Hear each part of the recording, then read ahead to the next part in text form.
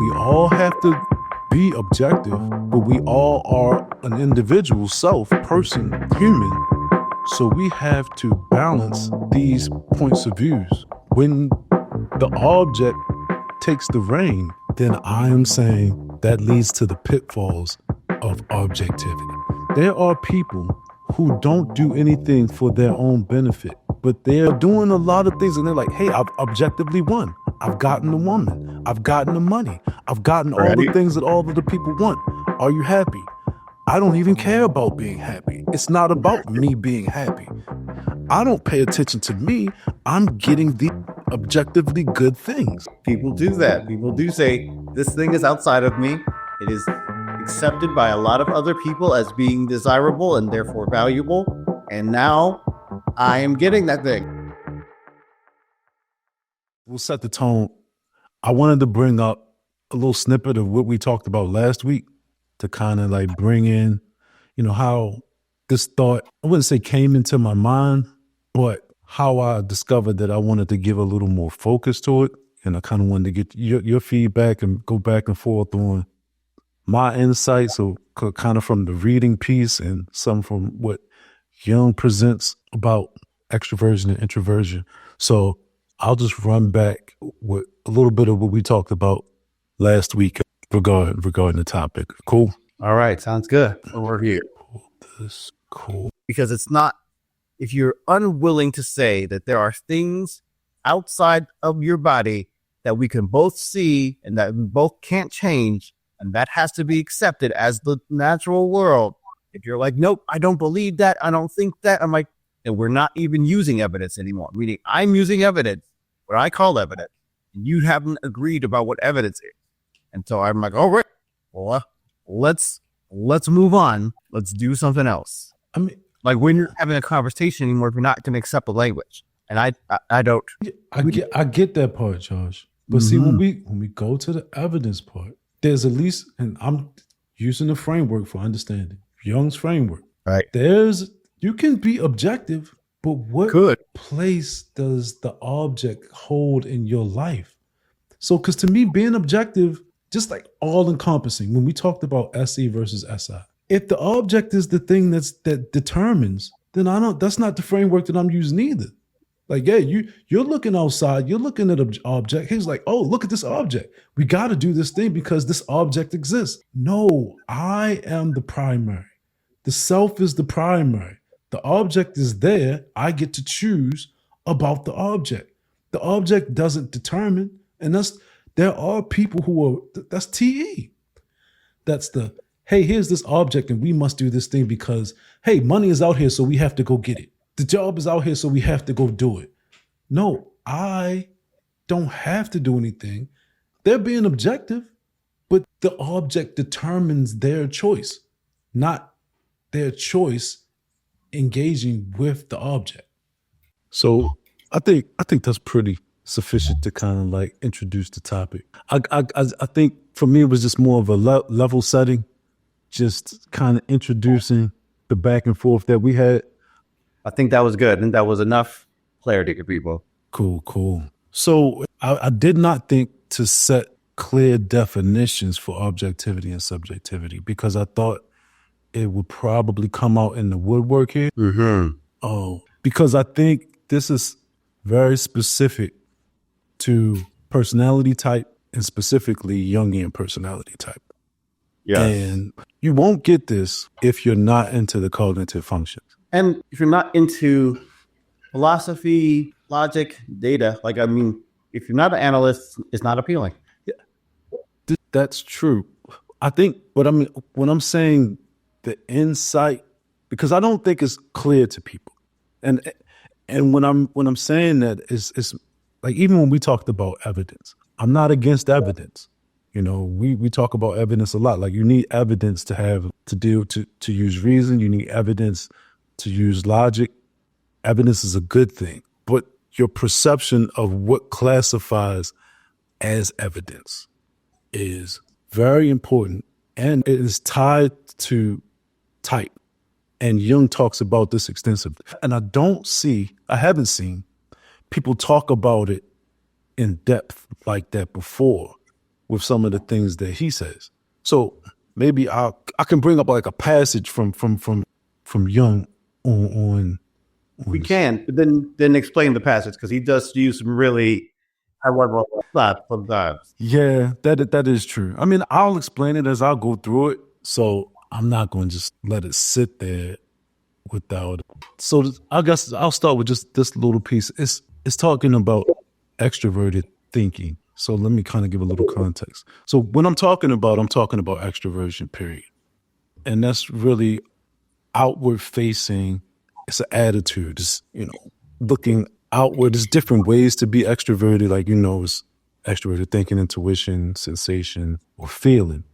Whereas though 2 of those will be rational and 2 of those will be irrational. But the attitude itself is empiricists, I guess you would say. It's object focused. It's object driven. And because I'm very familiar with Jung's work, I think when I'm looking at what he's saying, it's more for me about setting a baseline understanding or using these reference points to get a baseline understanding.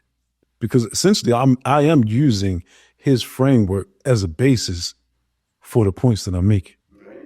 Right. So I think it's good to understand what he's saying from that standpoint, because if you don't understand this, you won't understand that. This is Jung's description of extroverted rational types. And that's a long piece, but I'm just going to read 2 quick pieces that I have highlighted from that. The first one is, it says, on a whole, the life of this type is never dependent on rational judgment alone. It is influenced in almost equal degree by unconscious irrationality. And so he's talking about extroverted thinking and extroverted feeling. And the next part that I look at is he's talking about the different, not criteria, but the influences in this type of mentality. And he says, this gives a peculiar stamp to the unconscious of both our types.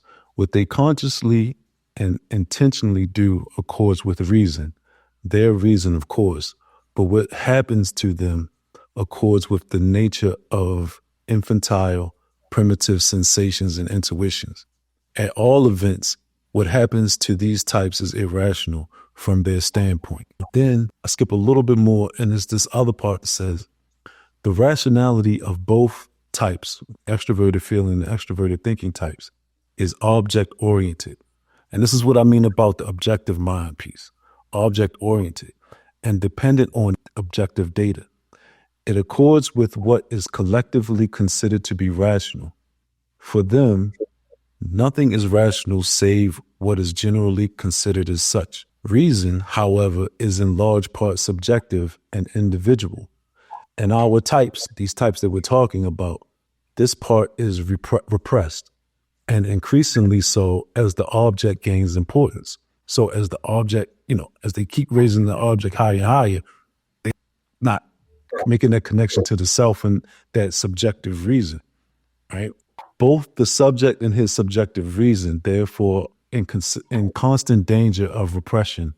And when they succumb to it, they fall under the tyranny of the unconscious, which in this case possesses very pleasant qualities. So I think that's a lot to start with, but I think it gives a flavor of what I'm saying about the pitfalls of an objective mind, because the topic is the hidden pitfalls of an objective mind. So anything like questions or something that pops out to you about that, or something that you feel like is not touched within those comments, or an area that's not touched within those excerpts? So I think the excerpts are great.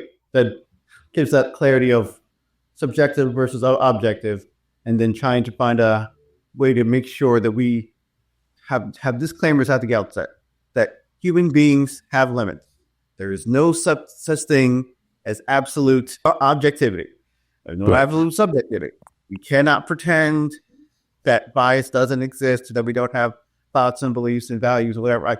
We can never get into that point where people start debating like, well, I mean, everything's just subjective. I'm like, no, everything's experienced by you, and your experience is subjective.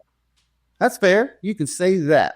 But stop pretending that the tree outside of you It's under your conscious control, under your conscious perception, but that's not the same as a control. Control is different than perception. You need to make a distinction. You need to have that clarity that absolute is not the same. So all we're going to talk about for the rest of this conversation is relative objectivity. Like we are talking in context of the data, of the things that we can perceive. We have contextual objectivity. If I see a color, you see a color, maybe we perceive something different, but we're both going to refer to it as red because it's in that same visual spectrum. And therefore, when we point to the thing that has the same visual spectrum, we refer to it with a shared identity, a shared label, so that we can say this is the identity of the thing that we are pointing at. And that is now objective. It's no longer you or me or who feels this way. Nope. We are now clearly operating in a room of these are things that are not us. And the things that are not us, we can identify, we can label, and we can use this shared language to say we now have contextual objectivity. True. I mean, I don't disagree with any of that. I guess I could add, but I think that's a good starting point, right? Yeah, please add so that we can all be on the same page. Because I love having clarity because that allows us to then build from here. Yeah, I mean, because none of what you said, and I suspect this was always the case from the beginning. None of what you said I disagree with, right? But my interest in talking about this topic is not that part. Because I think, like an objectivist, as an example, I think none of us are really going to disagree about this part. And this is why I say the hidden pitfalls of an objective mind is because I don't really think most people understand the part that I'm talking about. This is what makes thinking either introverted or extroverted indistinguishable in a sense from one another. Because people don't really understand the differences between introversion and extroversion. And I think I want to just give a little bit more context here. Here's the context for kind of like this part for what Jung was talking about. So he was examining some of William James's ideas. Because William James, I think this is the William James piece. Well, let me make sure. I believe so. I might be wrong, but I hope not. But he was just saying, like, he just has these dichotomies, and he was kind of going through his dichotomies and just saying how he saw some of these dichotomies were kind of false, and he was just giving his input on these dichotomies. These were like philosophical as well, and so he started to get into like nominalism and realism. So what he was saying is that we must not forget that the radical difference between nominalism and realism is not purely logical and intellectual, but a psychological one, which in the last resort amounts to a typical difference of psychological attitude towards the object as well as to the idea. The man who is oriented to the idea apprehends and reacts from the standpoint of the idea, but the man who is oriented towards the object apprehends and reacts from the standpoint of sensation. For him, the abstract is of secondary importance, since what must be thought about things seems to him relatively inessential, while for the former it is the reverse. The man who is oriented to the object is by nature a nominalist. Name is sound and smoke, and this is from a book, Faust, insofar that he has not yet learned to compensate his object-oriented attitude. So I think that kind of gives a little bit more context to it. Anything that you want to add to that? Yeah, I like keeping the difference between concrete things versus the abstract thoughts, so that we can have that clarity that we're using these concretes, conceptualizing things abstractly to build these principles, so we can start effectively thinking through what we're trying to do. The way knowledge built on itself is just helpful. Yeah, absolutely. And the hard thing about it is, and this is the good thing about type and the way that Jung's frameworks work for me, because it's not really choosing one or the other. It's about how to use both. And I think a lot of times, and this is why you get these confusions and stuff like in philosophy, when people say, well, I'm an empiricist, the thing is the true thing. And the idea guy is like, no, the idea is the true thing. And it's Plato versus Aristotle, back and forth. Yeah, like, come on. We've done this before. Like, what do you think? What is your standard for evidence? All right. Well, then if we don't agree on our standard, then we're not having a conversation yet. We don't agree yet. You can't say it's true. You can only say, I think it's true. I like this more than this. This is my value. I'm like, oh, that's great. You have a value. That's cool. But yes, if you actually value objectivity, then we can finally get to a point of saying, it is important to note the things that are not me, that I need to validate with actual evidence of my perception. I thought it was this way. I tried it out this way. It ended up being this way. That was useful knowledge to me. And that is a different approach then to effectively having conversations about what it is that we're considering, what we're talking about, what we're doing, and what data is in the context of what we're talking about. It's like, I want to put everything in this category that we can focus on so that we can use it well. And that is a different approach than other people, than everyone. Like, not everyone agrees that this is the way they prefer to think. And that's choice. Right. And then we start getting into a preference conversation. Here we go. And I don't like preference conversations with people who don't understand that they're talking about their preference. Right. You know, a preference conversation is fine if you know that we're talking about preferences. But if you're saying, if you're trying to push off your preferences as facts of reality, this is the way it is to you. Finish your statement. And if you want to listen to me, then I'll tell you the way it is to me. And then once we decide what the way it is to us, then we can finally start the conversation. I'm like, oh, this thing that we're talking about is now relevant to both of us. We have validated that. Now let's find a way to use our shared values to achieve these shared values. Like, there's so many good things that could be done. You need to figure out first what they are. You don't have a conversation first if you don't know what's going on. It's hard to have a conversation. Like, challenges. It's not that you can't, because it's happening everywhere all the time, every day. It's just that it's challenging, and especially for certain types of people, it's more challenging. And I can kind of dig into that a little bit more, because sometimes this is what type helped me to do, is to relax. Like, you could be right, but you being right about a conversation every time doesn't always allow the conversation to happen, you know? Right, but you also might be right about something that doesn't apply to me. And that's not saying anything wrong with you, but it's like, that is not where you should, that's not where I want to spend the majority of our conversation, but that's not also where you want to spend the majority of the conversation. You would like our conversation to be productive. The way to do that is to actively figure out what we share in common. But here's the thing, man, and I don't want to get too much off of the topic on this, but in those conversations, just like, especially if we're talking about two people, always in a two-person relationship conversation situation, there are these relative differences where one person is going to have to pull the weight in a specific area because it's the comparative advantage type of deal. That's fair. And it's just like it's similar to the saying, like, it's almost off, but if you and a friend see a bear in the woods, you don't have to be faster than the bear. You just have to be faster than your friends. It's right. And I'm just saying that to emphasize the relativity of it. Here's the circumstance. Okay. Let's say two introverts come into a room. One of them is going to have to take on the extroverted. Well, they don't have to, but the tendency is one of them takes on a more extroverted role than the other, you know?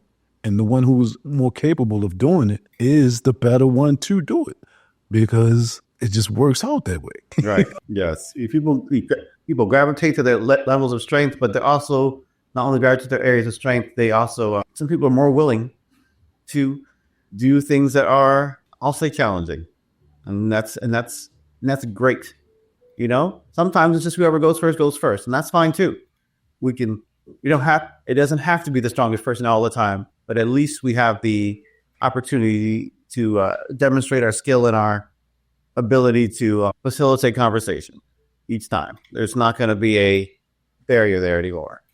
So it's great when most people are willing to have that openness and be clear. Yeah. I was going to try to find this piece in Jung's book, but I didn't, and I quoted him. So I'll just go from what I put in my book. I'll try to skip through as much as I can. And this little subsection, subhead within, what chapter is this? This is Psychology to Ethics, Mental Health versus Mysticism and Self-Sacrifice. When I go through that, I was saying that the concept of extroverted rational types in Jung's framework offers another lens to examine Brandon. This is Nathaniel Brandon's essay. So I'm just dissecting his essay, Brandon's ideas. This pertains to both the extroverted thinking and feeling types. And I just went through feeling right before this.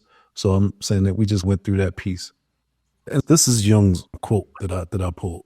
And it says, judgment always presupposes a criterion.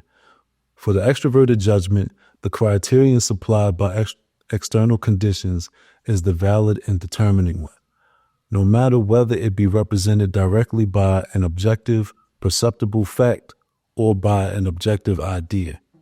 Which I'll stop right there, actually, because I want to go on, but the reason I stopped there is because when I'm talking about objective, and I might forget that when I'm talking about like social ideas or social concepts or ideas, I guess many of them are basically social concepts. When somebody develops it, it's an objective idea. You can just adopt it. There you go. Right? Yeah. And just use it and don't really understand it, but you just know that this person said this, I respect that person, I'll just adopt their concept and use it and believe in it. Right. Right. Once it's valid, once it's something you know that's useful and true, and you're like, all right, great. We know this is true. We know this is something I share. Let's use this same term, give them credit, and make this our new vernacular. True. But I think there's a total difference between someone who evaluates the idea once they encounter it, do like a spot check, sampling, and say, okay, this ties, this logic ties, this works. Okay, I'll adopt that. Versus someone who will say, oh, most people use this. This is what they do, and this is how everybody does it. And so therefore, I'll adopt this concept. Do you question it? No, because we already all know that this thing works. We already all know that this is true. That's the difference that I'm talking about. Right. There's a big difference between having a stolen concept and just picking something that everybody else has chosen based off a group consensus versus actively using criteria to think critically and say, does this match up with reality? Does the evidence support the claim? Is this valid in any way, shape, or form outside of the fact that a lot of people think this? I'm like, it's fair. A lot of people think this, and that's a shortcut. And there are times to use shortcuts. I mean, you're in a crisis, now like everybody's running. I'm like, just run. Fine. Yeah. The rest to sit back and debate it. But if it's like it's not a crisis, if it just happens to be an important thing, like your life insurance or your bills or your budget or your plan for your life, I'm like, you should have a criteria that actually matters to you. You should actually use things that can be validated instead of guessing now. Instead of doing what everybody else is doing, you should actually do what is right. You should do what is appropriate to your situation instead of guessing. It's an option. I agree, but once again, my argument is that is an attitude, and that is a part of a person that makes a type. And you being an INTP and me being an INTP, I get it. And what I'm trying to explain is that don't have that expectation of, and that's not specifically to you. This is just to the audience. Don't have that expectation that everybody's approaching this like that. Right? We're not all going to approach it the same way, but at least confirm that they're approaching it a way that makes sense to you. Like I've made a lot of mistakes in the past by assuming that everybody was on the same page and that no one would want to do the bad thing. That would just have a long-term detriment. Why would they want to have a long-term problem? Because it solves their problem short-term. It's a short-term solution, but it's a bad idea long-term. It's like, I had to abide by what criteria? By what standard? I'm like, by my standard. Right, exactly. So that's important. That's why I wanted to stop and give that a little bit more time just to kind of pull that apart. So I guess I'll get back to this, right? I have to go back to the beginning. Judgment always presupposes a criterion. For the extroverted judgment, the criterion supplied by external conditions is the valid and determining one, no matter whether it be represented directly by an objective, perceptible fact or by an objective idea. For an objective idea is equally determined by external data or borrowed from outside, even when it is subjectively sanctioned. One sentence. Wow. So then he goes into extroverted thinking, therefore, need not necessarily be purely concretistic thinking. It can just as well be purely ideal thinking. If, for instance, it can be shown that the ideas it operates with are largely borrowed from outside, i.e., have been transmitted by tradition and education. So accepting ideas on faith.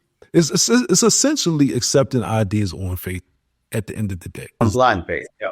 Yeah, because a lot of these things are going to be embedded at an early age, and it becomes these things that you just don't question. You just accept them. So it's somebody installed a program. You've been installed the base program. This is, what are those things they call, like a BIOS in the computer or whatever they call those things? It's just the base operating system, you know. And then so when those type of ideas come in, like you don't question them. But if you haven't questioned them, you can't consciously accept them, you know. I mean, what you don't question is certainly something that's going to be around to influence you without you knowing. Like it's giving up your power, it's giving up your agency because you're not actively thinking through what you're doing any longer. And so like you always have the ability to make a new choice and to start actively reflecting and questioning what you believe and comparing your beliefs with reality. It's not common, but it's possible to do.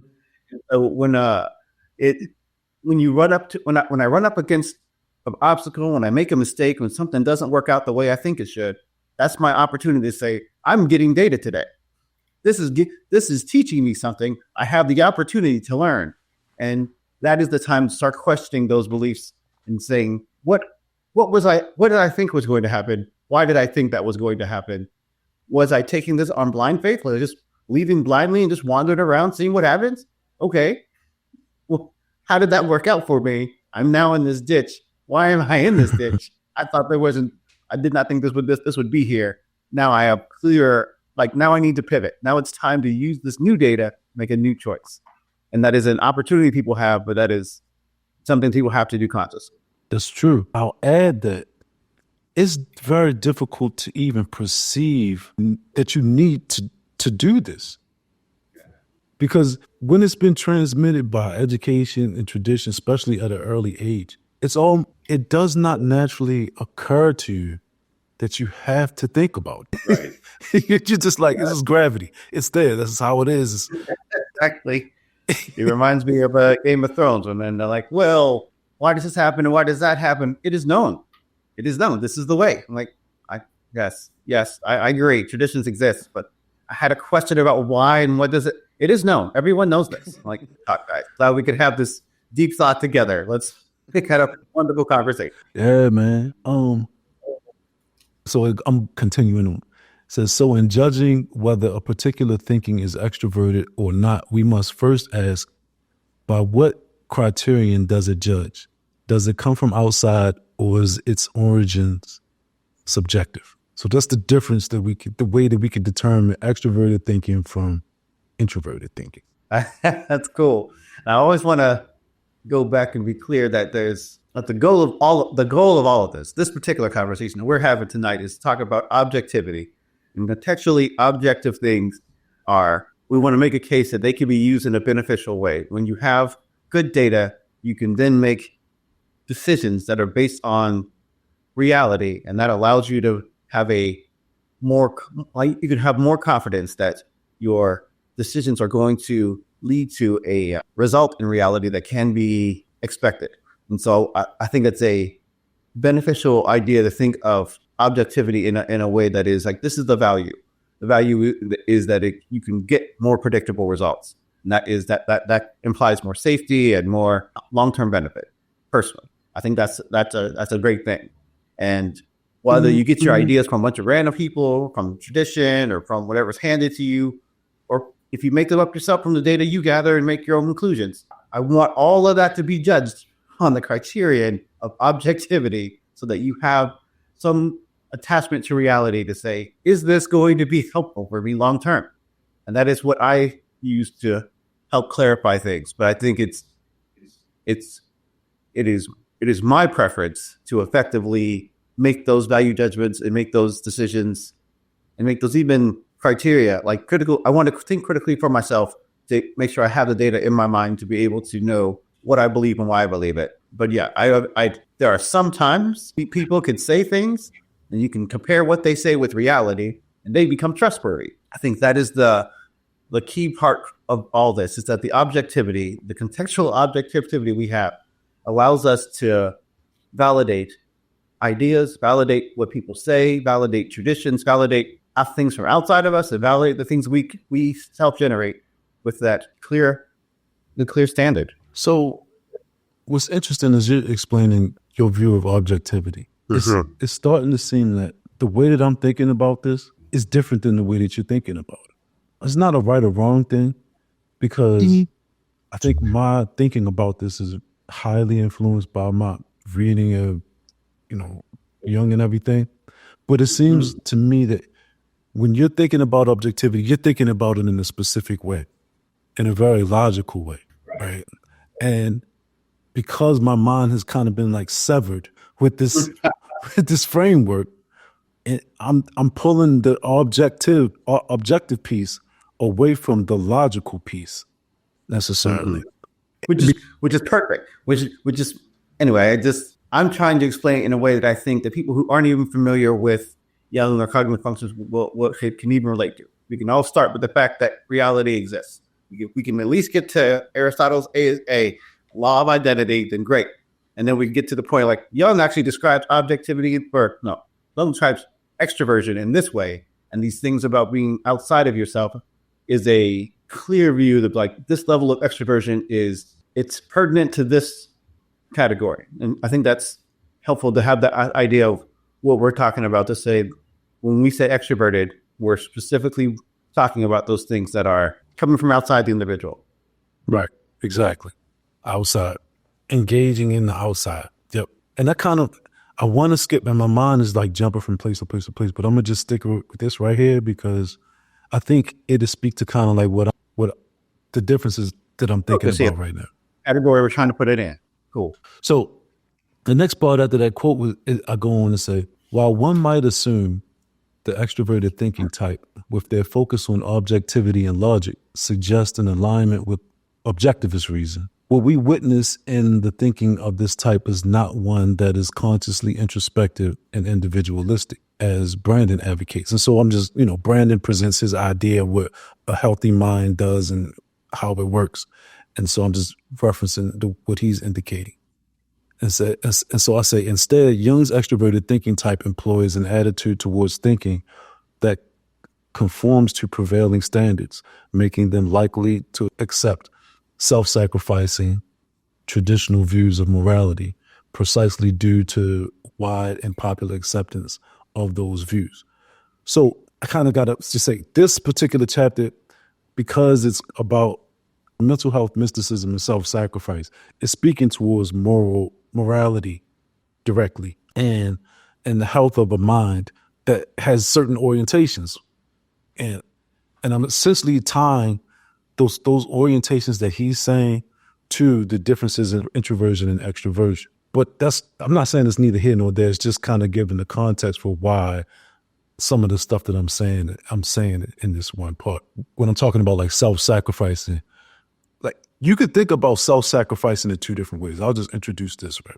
So self-sacrificing, you can think of it in a physical way, but the way that I'm thinking about it is in a psychological / intellectual way, where the psychological relationship to the individual, and that's what I'm calling like a self, which is another thing that Jung talks about when he's talking about introversion and extroversion, and the way he just looks at the self as a holistic piece, but introverts look at the self as the ego. But I just wanted to give a little bit more context while I'm bringing up some of this stuff. You can stop anytime, like, I'm going to just keep going on, but if you want to stop me and just think something deserves some more time, all right, cool. So this was just an example, and I don't know, I'm hoping that it might give a little context. That's why I wanted to include it. So turning back to Jung for additional insights into this dynamic, he uses a historical example from the Catholic Church to contrast the opposing thinking types of the introvert and the extrovert. The story explores a 9th century debate between Abbot Paschasius Radbertus and philosopher Johannes Scotus Erigena regarding the doctrine of transubstantiation. This doctrine asserts that during the Christian ritual of communion, the wine and wafer undergo an actual transformation into the blood and body of Christ, rather than merely materially symbolizing them. Radbertus advocated for this doctrine, and it eventually became accepted church dogma.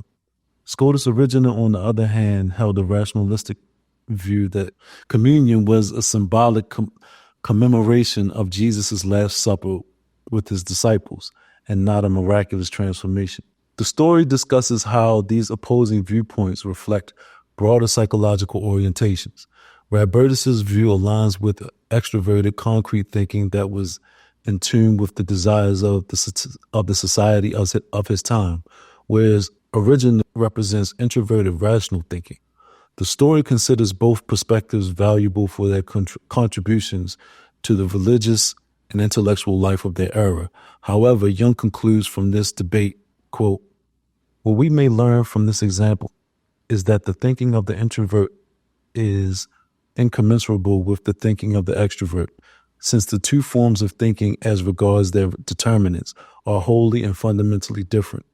We might perhaps say that the thinking of the introvert is rational, while that of the extrovert is programmatic," end quote. And this is the last paragraph. As it relates to judgment, the fundamental difference in attitudes of the two types is solely a result of the source of their conditioning. The subject conditions the introvert, while the object conditions the extrovert. It is important to note that this dynamic implies the extrovert places a higher value on the external, effectively lowering the value of the subject. We can safely say this psychological difference is the crux of all persistent conflicts between the types. So that's the end of that part. So it's really a difference between introverted and extroverted thinking. It's very thinking specific, but you can continue to understand the differences between introversion and extroversion and objectivity and subjectivity within that. When you say difference between the types, is that difference between introverts and extroverts, interest between P's and J's, interest between all 16 types? What do you think? So there really is no P and J in Jung's work. There's not. In this part, I'm specifically talking about the differences between introverted thinking and extroverted thinking. But it's like a Rubik's Cube. Like the differences between introversion and extroversion are there, but because I'm talking about logic, then it's that logical understanding of introversion and extroversion. It's that thinking-oriented version of introversion and extroversion, not like a sensational, experiential, or perceptual focus or anything like that. It's specifically talking about thinking and extroversion and introversion. So that's kind of like what I was saying when I was saying that we disagree a little bit on, not disagree, but we just weren't talking about the same thing on the objectivity piece, because to me, you were talking specifically about objective in the logical sense. And I'm like, yeah, this is what we're talking about here, but that's not the only thing at play. That's more or less what I'm saying. Which is good. It's good. It's good to get to the deep parts and actually get to the parts that are relevant. Just because. Yeah. Let me talk a little bit about why we value objectivity so highly, and we've talked a bit what it means to have an objective mind. So we've done a little bit from that, from the logical perspective, and now from a Jungian perspective. So that's something we can, if you want to say more succinctly, that's also an option. Why do we value objectivity so highly? Yes, I value objectivity highly. And my focus, like I said, is just the understanding the pitfalls of objectivity. Not necessarily when to be objective and when not to be objective, but to kind of point to the concept of objectivity from a psychological standpoint. That's fair. Yeah. What's the category or context where objectivity is actually helpful? In observation, in understanding reality. The difficulty is is in conflating raw reality with your interpretations of reality. And that's the difficulty. And that's what I mean. And that's really at the root of what I'm talking about, the pitfalls of an objective mind. What are the common misconceptions people have about objectivity? I think I could only go through the work and have the work articulated for me, but to say it succinctly, I mean, to me, the biggest misconception is that people think objectivity is the same as being absolutely right about everything all the time. And I think that's something I always want to put a big brakes on, put a pause on, because human beings are by nature limited. I don't have every experience, so I cannot comment on every single thing, no matter how objective I pretend to be. Like, that's not what we're talking about. And that is a misconception that some people say, just because they say, I have chosen to look at the evidence that I can see, and therefore that makes me a moral person, that makes me right in everything, and that makes me the source of all knowledge. I'm like, oh, you have now taken on too much. You have now gotten into the level of pretending. And I think that's something we can avoid by stating at the outset that there is no person who has all knowledge or all experiences. And so while you want to strive to be objective, that is not a mark of perfect truth, perfect knowledge. It's not unquestioned. It's not something that we have to take as the mark of the source of all truth. Like, you're not the reference point anymore. I guess it's helpful just to say the misconception is that just because you've chosen to be objective doesn't make you automatically right. Just because you've chosen to be objective doesn't make you automatically knowledgeable. Just because you've chosen to be objective doesn't make you automatically moral or a better person than other people. Like, those are all three different categories that people conflate, and it makes it harder to have a conversation when you're trying to just sort through the data, because people then get trapped in the distractors, I'll say. Yeah, that's interesting. Like, I guess I could think some people think that, but I don't know if they would. I don't think that they would say that. The crazy thing. And like, oh, I've heard that crazy thing before. We are not doing that today. We are not. I did not say that out loud, and I did not say it out loud for a purpose. I want everyone to be aware that that was wrong when that was said before, and that if you bring it up again, it is wrong today. I guess when I'm thinking about the common misconceptions, right? Mm-hmm. Because it's conflating interpretation, and what I'm thinking about is more of a collective delusion in a sense, and even like something like peer pressure, because you're seeing people outside and you have a perception of what everyone is or what everyone is doing or the things that you should have or the things that you should be, and internalizing that and using that because you're being objective. You're looking at what other people are doing, and now you're internalizing that standard on yourself, which I don't know if that's bad if the subject comes first, but if the object comes first, then I think that that's bad. That's what I think. And so this is at the root of what I'm trying to talk about here. We all have to be objective, but we all are an individual self, person, human. So we have to balance these points of views. And when the object takes the reign, then I am saying that leads to the pitfalls of objectivity. That's what I'm talking about. There are people who don't do anything for their own benefit, but they're doing what they think. It's when we're talking about duty, some people who get super, super rich and get the woman that they think that they're supposed to have and have the life that they think that they're supposed to have are doing a lot of things, and they're like, hey, I've objectively won. I've gotten the woman. I've gotten the money. I've gotten all the things that all of the people want. Are you happy? I don't even care about being happy. It's not about me being happy. You know what I'm saying? That's what I'm really trying to get at here. It's that I don't have to worry about me being happy. I don't pay attention to me. I'm getting the objectively good things. I see. You know what I'm saying? That's funny. I hear you.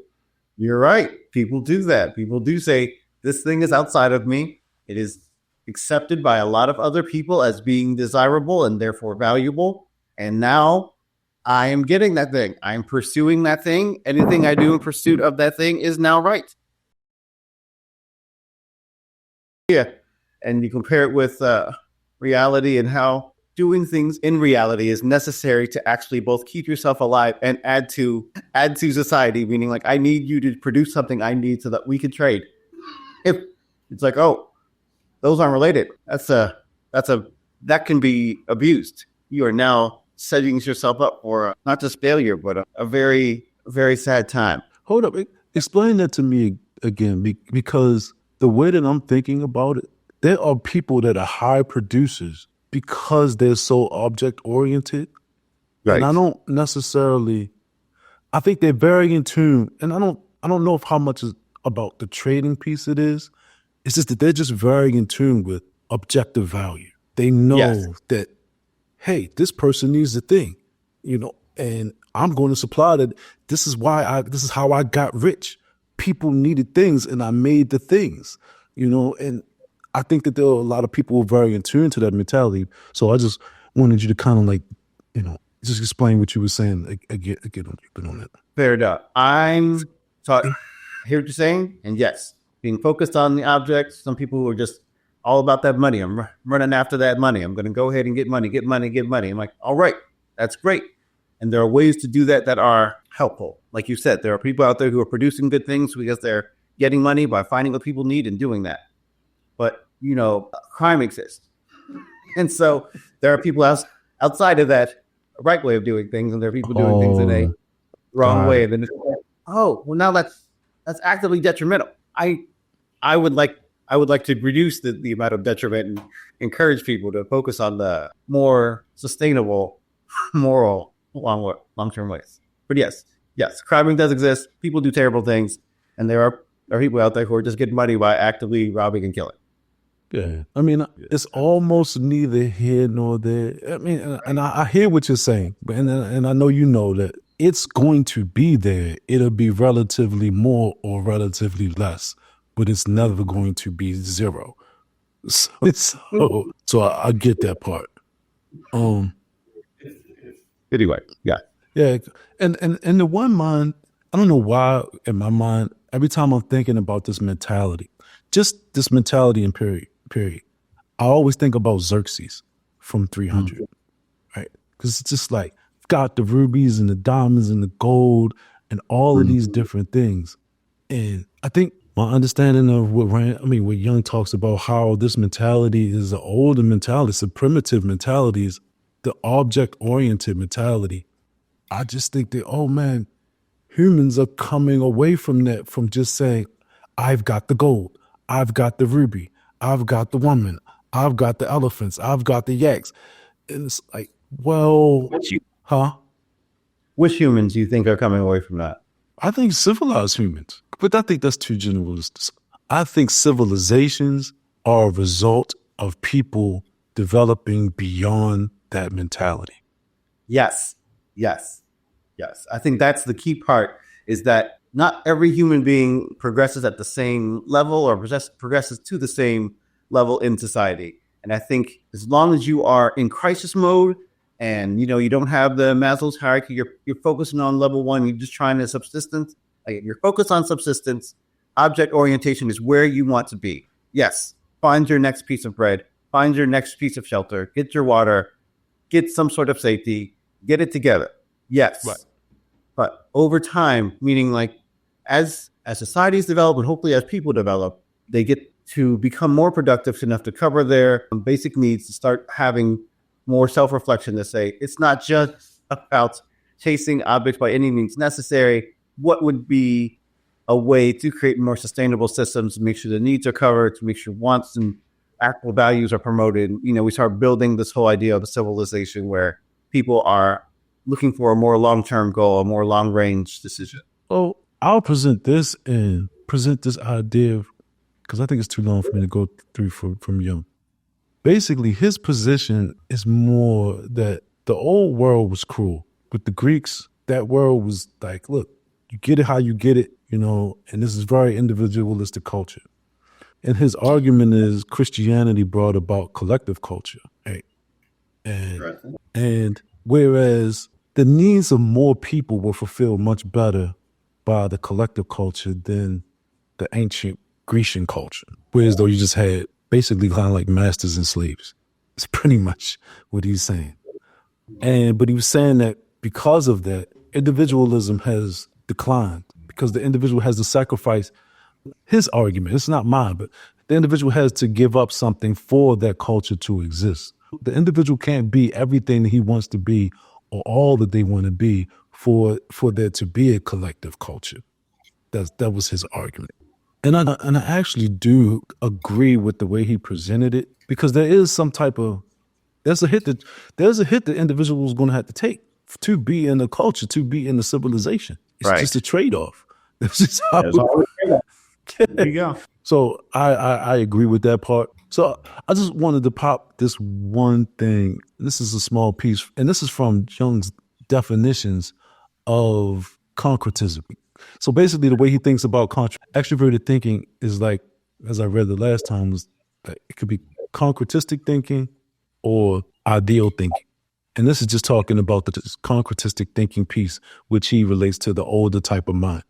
And he's saying that concretistic thinking operates exclusively with concrete concepts and percepts and is constantly related to sensation. Similarly, concretistic feeling is never segregated from a sensuous context. Primitive thinking and feeling are entirely concretistic. They are always related to sensation. The thought of the primitive has no detached independence, but clings to material phenomena. It rises at most to the level of analogy. Primitive feeling is equally bound to material phenomena. Both of them depend on sensation and are only slightly differentiated from it. Concretism is therefore an archaism. And then I think this was the piece that I really wanted to say. In civilized man, concretistic thinking consists this is important. This should be a star. Like in civilized man, concretistic thinking consists in the inability to conceive of anything except immediately obvious facts transmitted by the senses, or in the inability to discriminate between subjective feeling and the sensed object. And that's what I mean. What's the most common way you've seen that show up in people's lives? I mean, all day. This is what I mean about not being able to separate the object from your interpretations of the object, from your value judgment of the object. The object already has your judgments. It already has value in it. And value does not exist outside of value as a relational concept to individuals. There's no value without an individual. So what kind of things do people say when that happens? What kind of things do they say? I mean, it's a deterministic mentality. They say, you have to have this. It's almost like, even when you think about like keeping up with the Joneses or something like that, right? Right. I have to have this dress, or I have to have this kind of house, or people will think about me this way. You're attaching the way that you feel about, other people's judgments, or whatever, the way you feel about something to the object. You're not able to distinguish one from the other. It's just all at once. It's just, it's a car for some people. So for some people, it's jewelry. For some people, it's a woman. For some people, it's a job. Some people, it's a job title. It's a status. It's an amount of money for some people.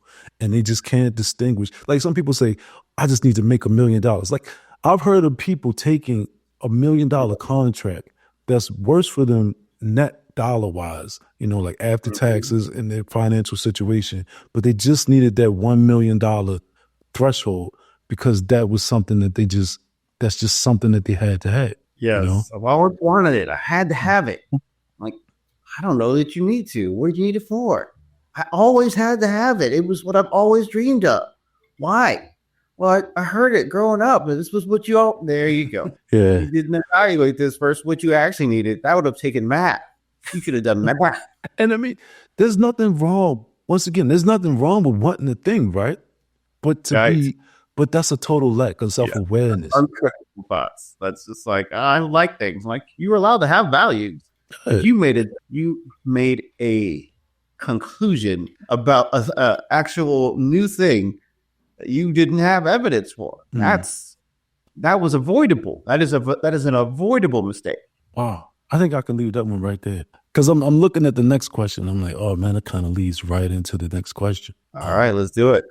How does objectivity and subjectivity coexist in human thought? And why is this balance important? And I think we've talked about this. I don't think it's as explicit as I think it is, but when I'm saying objectivity and subjectivity, I'm thinking extroversion and introversion, and they are pretty much, if you take our conversation and the things that I'm saying and just insert introversion for subjectivity or vice versa and extroversion for objectivity, that's what I'm saying.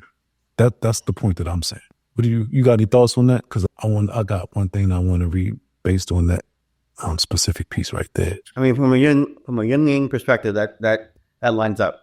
Yep. Introverted, subjective, extroverted, yep. Objective. Okay. And this is speaking directly to that, to be honest with you. And I put this in here. I don't want it to be too long, but I think it kind of gives some context. It is a long piece. I'll try to cut out as much as I can. But this is when I go through the comprachicos in the book. And and this section is called Balancing Objectivity and Subjectivity in Psychological Interpretation.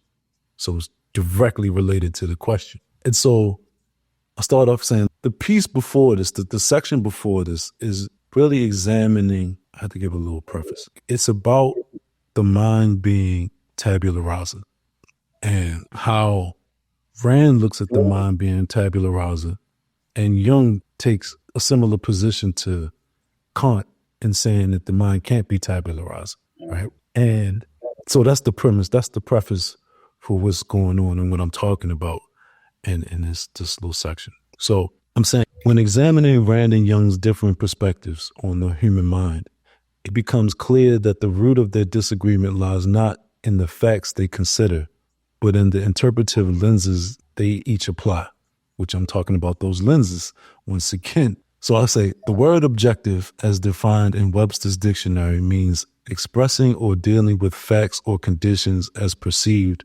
without distortion by personal feelings, prejudices, or interpretations. But from a psychological standpoint, we can never see things as they are.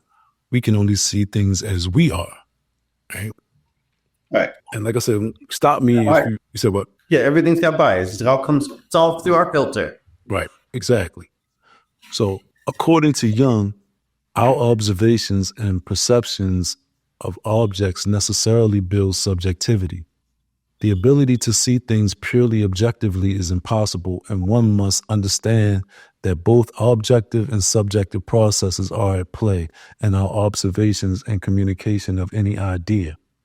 The optimal scenario consists of us being satisfied if we do not see too subjectively. And so I go on to say, Rand, while firmly grounded in the philosophy of objectivism that champions an objective understanding of reality, implicitly navigates the realm of psychological subjectivity when addressing moral issues.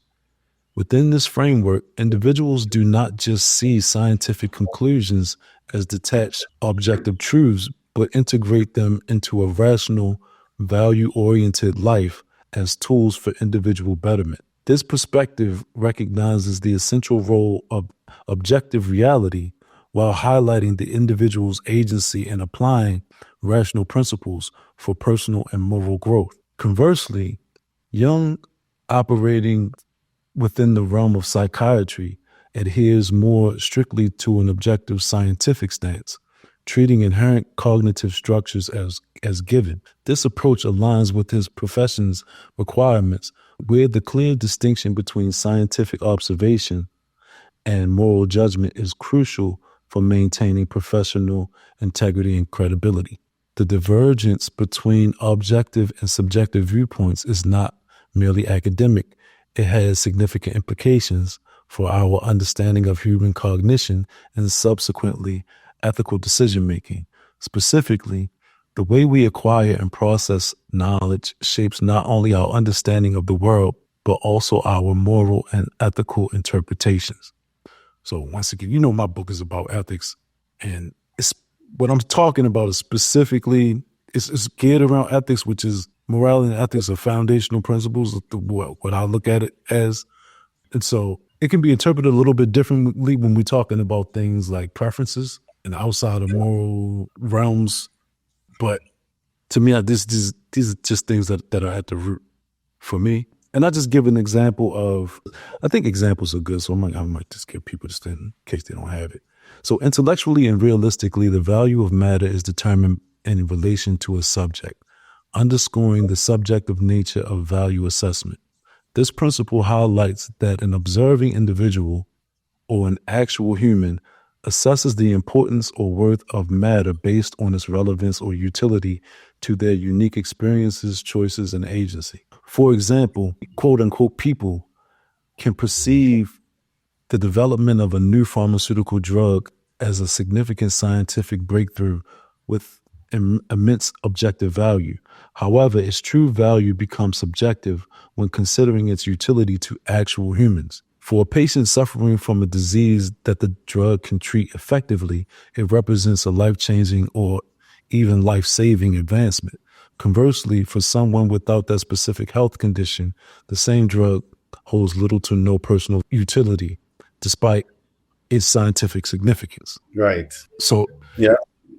That's when I hear that, I think about the people who get excited about, or people who say things about the new drugs and whatnot. Like, what was it? There was that one guy from Oracle talking today. He's like, we have the ability now with AI just to supercharge research, to do meta-analysis and find ways to effectively come up with faster, better, more targeted treatments for cancer. And then there were all these other popular conservative people who were like, they're trying to inject poisons in our body and kill us all. I'm like, I think maybe there are some huge divergence of opinion here because of our very specific values. If you had cancer and you actively needed real treatment, and someone's like, I can give you a perfect treatment that will only attack your cancer cells and not let you experience all the terrible, global weakness and nausea, vomiting, diarrhea, all the terrible stuff you would get with chemotherapy, versus the person who doesn't have cancer at all. They're just like, this is experimental. This experimental treatment may have some side effects, and therefore I don't want it. It's like, but this person over here doesn't have cancer. It doesn't matter. Why are you weighing in when people who have cancer exist? Let's talk to the people where it's relevant. Absolutely, man. But that's one of those things where, to me, you've introduced yourself. I mean, I guess you could have an opinion on what's good and bad. I just don't. It's amazing people who have the loudest voices for the things that are least relevant to them. I'm like, I don't know if we should listen to that person first over the people who actively have a stake in this. True. I think that's a great point. Absolutely. Oh, that's fair. That creates a good contrast, I think, between the objectivity, subjectivity. Now, what do you think? Like, how does the objective mind overlook any kind of emotional or any other contextual nuance? I know we kind of discussed it right there, but what else do you think? How else can being objective overlook in the emotional experience of the context? The point is, to me, they don't. It's not a relationship to what I would call the self. It's not a relationship to them. So they're just overlooking them for the objective, what they consider to be objective reality. There's no person at the base of what we're talking about here. Right. It's a person it's an empty cognition. It's a car. It's a car with nobody at the driver's seat. So that's how I look at it. So I gave one of the examples earlier about, people just, status. Status is definitely one, and to me, you'll see this a lot in, people that you think are like highly successful people. Like even like the woman who won, and I can't say what their type is or anything, but like the woman that won like Miss Universe and then jumped off a roof, or, it's like they have all the things that it's a lot of people who envy them, and they're like, oh, Right. you have the stuff. You have all the stuff that everybody else wants. And then they're like, well, why is that person sad? They have all the stuff. And they're not relating their life to the stuff. It's just the stuff. And it's like, well, you didn't get happiness from the stuff. It's like, well, we weren't trying to get the happiness from the stuff. We figured that the happiness would come with the stuff. Right? Somebody said the stuff was valuable. I now have the valuable. I should feel all the things. And all my wishes should come true now. It said once I got the things everybody wanted, that I would have all the things that I needed. But apparently, anyway, I think that's when people expressed that level of confusion, that shows their level of development to me. I'm like, oh, you've not self-reflected. You've not spent some time thinking, what makes me happy? What's going to make me fulfilled in life? What does fulfillment even mean? Like, if you don't have those answers, then I can see how you would get confused. And like, well, they chase the stuff. They have the stuff. They should be perfect now. I'm like, oh no, they're no longer striving to live anymore. They don't have to worry about their basic necessities, or they've gotten so much attention now. They don't have to always fear for their safety or their emotional safety. I'm like, but that's not the same thing as like chasing their own goal and achieving the goals that are going to make them happy and give them purpose. They don't have purpose. They have a little bit more safety than they used to. A little more psychological safety is not the same thing as memeing. It's not. But then at the same time, right, because I'm looking at this and I'm thinking, this is a highly prevalent mentality. And I think the way that I'm thinking about it is I got to have a little bit of nuance, because extroversion in itself doesn't necessarily mean extreme extroversion. Right. There's a continuum. Yeah. But even in that, I think it's danger in it. But, to each their own. That's how I look at it. Yeah, there's a time and place for it. I need people just to keep it in its place. It's great when you have a time of receiving data or receiving, like when you're doing research, it's cool to know what the history is, what came before, what other mistakes people have made, what other successes other people have had. It's great to have that, but it's not good to stop there. I think it's a great starting point to get context. But then compare your context with your own data in actual comparison with a more objective standard to have clarity on the value or the relevance of the data. And I think that is that part goes overlooked sometimes. Well, here's the struggle with that. And as we're talking about psychology and types, that is the extrovert struggle. Like self-reflection is something that they so consistently gloss over. It's not easy for them. It's not something that they want to do. It can give them anxiety. Yeah, that's fair. There's that. Because it does that. Yeah, because it's just like they're just so used to bypassing, their personal relationship with it. They just engage, shortcut. Just engage. Yeah, and there's something to be said for speed. I mean, I appreciate shortcuts. It's wonderful when they work, but sometimes pitfalls exist. And when you follow them, it's like, could this have been avoided? Is that desirable? Like, is there some way to help mitigate risk? Is there some way to help put the brakes on at the appropriate times? Not all the time, but take a moment, maybe once a week. Sit back and be like, what am I doing? Am I getting closer to my goals?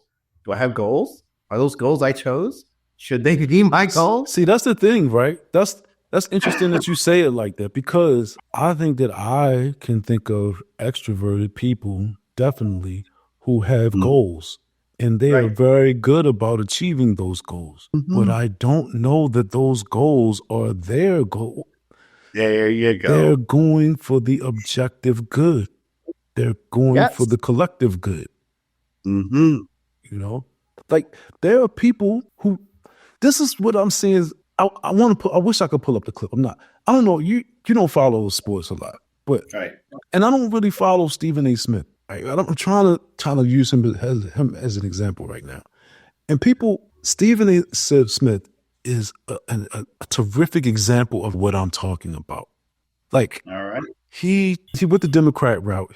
He's heavy on the black first and I'm good with all of that. That's fine. But after Trump won, now he's starting to identify all of the things that the Democrats have done badly and poorly, right? And so people were like, oh man, I'm so glad that you're waking up. And and in my mind, I'm thinking like, and this is why I relate this type of mentality to the business person, because they're like, everyone is okay with this now. I understood it the whole time, but I wasn't going to say it because people weren't on board with it. But now that it seems like the majority are on board with it, now I can state this side very clearly. So it's not, to me, that it's not like you don't have any actual individual personal views. You can just spew the objective view. You can spew what you think the overwhelming majority is. And I guess to kind of like put a cap on that, this is like a paragraph that I wrote. So more or less, I was just talking about the differences between the rational extrovert and the rational introvert. So I say this fundamental difference ties the rational extrovert to what society collectively deems as good or true, as it hinders their capacity to remain faithful to their own subjective reasoning. Thus, at best, the rational extrovert can only provide a rational conclusion based on the logic or subjective feelings of others, while the irrational character of their perception never sees things as black and white. The rational introvert, however, does not operate in this way because their rational process works to bring everything in their perception into accordance with reason. Therefore, by staying true to the subjective nature of reason throughout the complete cognitive process, they can apply logic properly. That's all. That's fair. And that's the benefit of having that introverted piece or subjective piece. You get to have that constant standard. You know, the rational extrovert, when they're in the most extreme portion of extroversion and they're using extroversion as their guide, they certainly can follow the consensus, certainly. And so that's why it's so important to have an introverted thinking function, introverted judging function to be able to keep that in check. So when the rational extroverts can identify some sort of moral standard or some sort of rational standard to hold to, that is a huge help in their lives. So it's great to see them when they choose to do that. But yes, it's just so interesting to me that there are people who can articulate a point, because the stuff that Stephen A. is saying is very articulate. To me, he actually can explain what a lot of people are thinking and feeling, because he's really challenging Democrats right now. And I'm like, so this shows me that you already knew that a farce was happening. Like, you already knew, but you were on board with it because you were just on board with it. Now, that could be because you have specific moral judgments about Trump or whatever, but you weren't saying this before. I weren't saying it before. That's true. Things have changed. And so, but to me, once again, like, there are many people, and I've seen this many times, where people only really feel comfortable saying certain things because other people will now be accepting of what they're saying. And they're saying it like, oh yeah, this is just obvious. No, you're just comfortable with saying what was obvious to some people now because it's popular. There you go. So it's like, from a psychological perspective, their objective mind did kind of have like a blind spot for all those things that were happening there. And you think it happens even a blind spot even for checking themselves? Man, I don't think it's about checking themselves. This is what to me Jung gives me. He's saying like these people don't have, their relationship to their ego is not as strong as the introvert. For the introvert, his relationship to his ego is so strong that he identifies the ego as the self. Whereas though the extrovert just says, oh, it's just all a part of life, and just is kind of like, hey, I don't have to adhere to one thing. And I just think it's more important to introverts. Just more important to be consistent to introverts. Certainly very important. That's the truth. And it definitely, introversion certainly aids in introspection, which allows you to be very self-aware. So I always found that humorous. When like, you need to take some time and self-reflect. Just think about thinking. I'm like, oh, I do that. Yeah, that's not going to be like when people say you need to spend time in self-reflection and just meditate. Just think about what your thoughts. Just take stock of who you are and what you're thinking about. Like, yeah, that's what I do all the time. All right, Yes. Right. Sure. You didn't have to tell me that. That wasn't news. Me. But that's news. That's for somebody who isn't doing, like you said, like somebody who finds it tough to introspect, finds it tough to, reflect. And it's almost like it's with the assumption that, we all have this issue. Some of us might do it too much. Some of us like, I think you're projecting, which lets me know where you stand. Thank you. There's other ways to communicate that. And, you could have told a story and not made so many assumptions about people. Oh, wow. Something that you had just said that just made me think. This is kind of an example. So it's a lot that Jung says before this. He's just talking about thinking and when it gets taken over by another function. I'll just say that. So once it gets taken over by another function, or is lodged in another function, thinking no longer progresses. It stagnates. And he says judgment takes on a distinct quality of inheritance. And so it's more or less saying that thinking, when you lodge it with, like when it's not the first function, but he's talking about extroverted thinkers. And he's talking about like when you let another function drive your thinking process.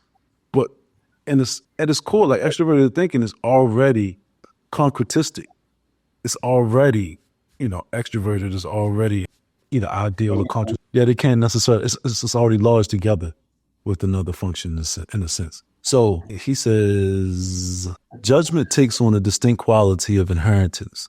It confines itself entirely to the range of the given material, nowhere overstepping it.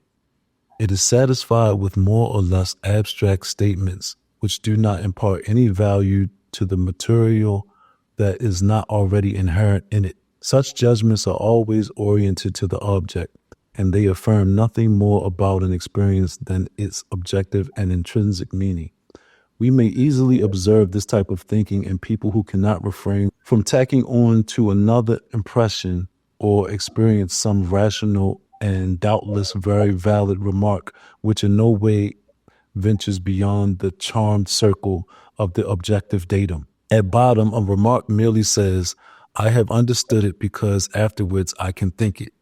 And there the matter ends. At best, such a judgment amounts to no more than putting the experience in an objective setting where it quite obviously belonged in the first place. So to me, with that, it's just that I guess when I bring that up, I probably should have stopped in the middle. It just doesn't overstep. It doesn't do anything that's not asked of it. It doesn't. Yes. It just works with it. Yeah. That's fair. That's fair. I mean, if you're an FI dominant person, then I guess TE is probably your fourth function. Yeah. So if you're going to use that then, it's not doing a whole lot anyway. But whatever it is doing it in service of the morality, internal judgment focus. Yeah. Right. Value focus. Right. It says it's never going to go beyond what its expectations. Right. And I don't know. I guess I feel like that's a little harsh, a little bit to say it that way, but I mean, it just says that the thinking function only works where you're pointed. And if you're going to point it at something that's limited to just value judgments, limited to just what you care about, then you're not going to reach very far out of it because there's no reason to. There's no direction there. There's no intent. yeah. Okay. So what do you think then, people who are focused on those outside things, how can that objective mind, like how does that manifest when it comes to making decisions about leadership, decisions about problem solving? Specifically in leadership, you can talk about duty, right? Yeah. Because duty is an adherence to an outside idea.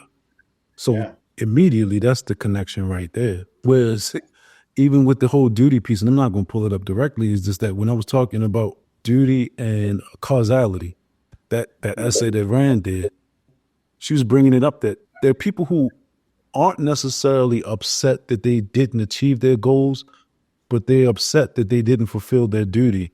And for some people, it could be a duty to be rational. It could be a duty to be good, or it could be a duty to be rational, which I also kind of relate to extroverted thinking and extroverted feeling in themselves, because that's how I look. If I were to say that, I don't know if I would be wrong. If I say extroverted thinking is related to the duty to be rational, I don't think that would be a wrong thing. I mean, as long as rationality is a value that's held held by that consensus, then yeah. Yeah, that's right. Makes sense. Because if I look at it from a young standpoint, all rationality is a relationship to a known norm, right? So that's how you would get a duty. You have to have a known. You can't have some norm. You know what I'm saying? Yeah. So, but that's what I mean. Like, I think that there's some people who literally go to work because they feel like this is what I have to do. I have to do these things. This is my duty to be this person. I think a lot of, if not most people, at least half operate on duty. Yes. Yes. I mean, rule following is the first and lowest level of understanding. It's just like, all right, outside pressure, go along. Just go along to get along. The end. It's like, why does this happen? I don't ask questions. I'm not sure. Go along, get along. The only thing we want to create is harmony and ease of movement. I'm like, okay, all right. That's at that point in time, we're not even having a conversation. Like, it's, if you ask them questions, they can only repeat to you the outside pressures they have. Right. I agree. The examples you could think of in history, or even currently, where that kind of objectivity backfired? I mean, I think it happens all the time. Like, all the time, right? The first thing I thought about is politically.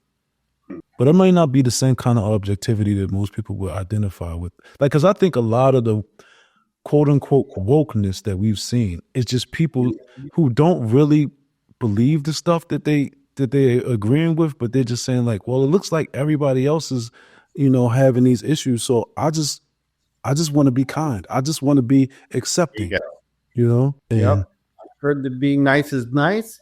It's nice to be nice. And therefore kindness is the only doctrine we follow. And that's what we're going to do. If I'm going to be a good person, I have to be nice. And therefore, as a good person, I'm going to search for the kindness. And right now we associate kindness with passivity and accepting things. We just accept all things. Everything's accepted. Okay. We don't need to judge. We don't need to judge it. We don't need to see if it's good or it's bad. We just accept it. And with that acceptance, we're going to allow passivity to come in and just say, I'm going to be apathetic. I'm going to have things now. And whether it harms me or whether it helps me or it helps you, whether it helps or hurts you, doesn't matter. The norm now is acceptance. The norm now is just being generally apathetically kind. If I'm just ambivalently, not harming anything else and actively smiling, then that's what I'm supposed to do. Oh, that's not working out great in your families, in your schools, in your jobs, in your career. Like you're not able to stand up and enforce boundaries. You're not able to effectively create any kind of structure to what you need. And if you don't have those, you don't have the structure to effectively say, this is the criteria for good, the criteria for bad, the criteria for what we want, criteria for what we don't want, then we're going to get a lot of things we don't want here. And we can't be surprised. This is true, man. But this to me is the lack of self-awareness. What you just said is they're not relating it to their own lives, And then a person like that, and it seems like it's a lot of people who are like that, they don't really learn until everything crashes and burns. And then they're just like, and they don't, and when they switch, they don't say, well, that was dumb what I did. They just say, this is the obvious next step. It's no root cause analysis. It's just like, I don't like this now. Look, this is the worst thing in the world right now. And who could have known? It's like, is that a real question? Do you want to check that out? I'm not going to ask that question. No, I just don't like what I am now. The world is on fire and I don't like fire. So I'm going to move to a different world. Like, I don't know. We have one of those. Why? Anyway, it's crazy. But that's like the political change to me. That's why we just had these like backlashes.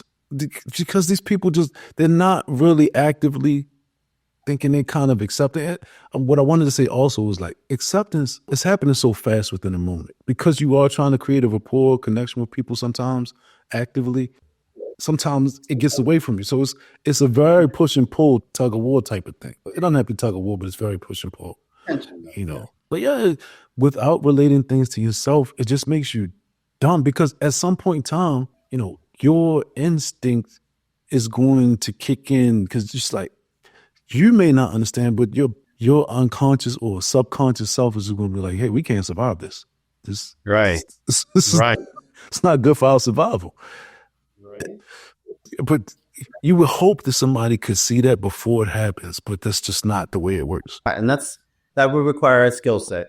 How do you encourage people to avoid those pitfalls and have like a more healthy objective mind? What would a healthy objective mind look like? I would say that a healthy objective mind starts with the individual first.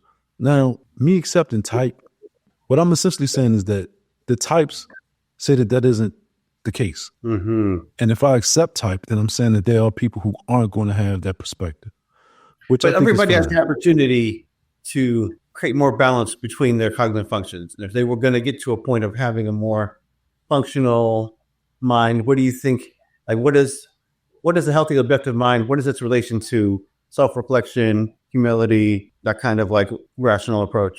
So it's two ways I look at it. I can't give you an answer that doesn't have my bent on it. You know? Yeah, 100%. I can give your perspective on like this. These things have helped me. Like, cool. That's all we can ask. Well, when I say that, I'm sitting here talking about type. I know you're asking me about my perspective, but what I'm saying to you is that if an extrovert would have asked me how to do this, I would explain them the introvert way and be like, well, why can't you understand this? But if they would have said, what about the extrovert way? How would you do it the extrovert way? And I just would say, I don't really know. So the two things I would offer is either, hey, put the individual first and be first in all the decisions that you make, even though you want to be objective, but just understand which comes first and understand that. That's one way. Or the other one would be, and this is just based upon my observations, assumptions about how true these observations are, this information is to say, yeah, adopt some good foundational first principles. There you go. And even if you accept them on faith, you probably be better off. I mean, you can start with blind faith, but eventually it would be great to move to a more sure foundation. And the more you act on these things, the more data you'll have to say, hey, I tried that and it actually did turn out okay. That is a point of reflection that is harder for an extroverted person, but it is possible to say this is what makes your decisions more grounded. And just talking about being grounded, talking about looking at the concrete data, looking at that concrete evidence, using that evidence as a justification for what they're doing, how they're doing it is a interesting point to just let the extroverted person just get to a point of the logical objectivity. And so that's I think, encouraging thing. I always try to point out to every single person is that there's data all the time. There's always things. If you're there to see it, if you have eyes to see it, it exists. You can learn if you want to. Yeah. And you learned how to speak, you learned how to walk. So apparently you were paying attention at some point in time.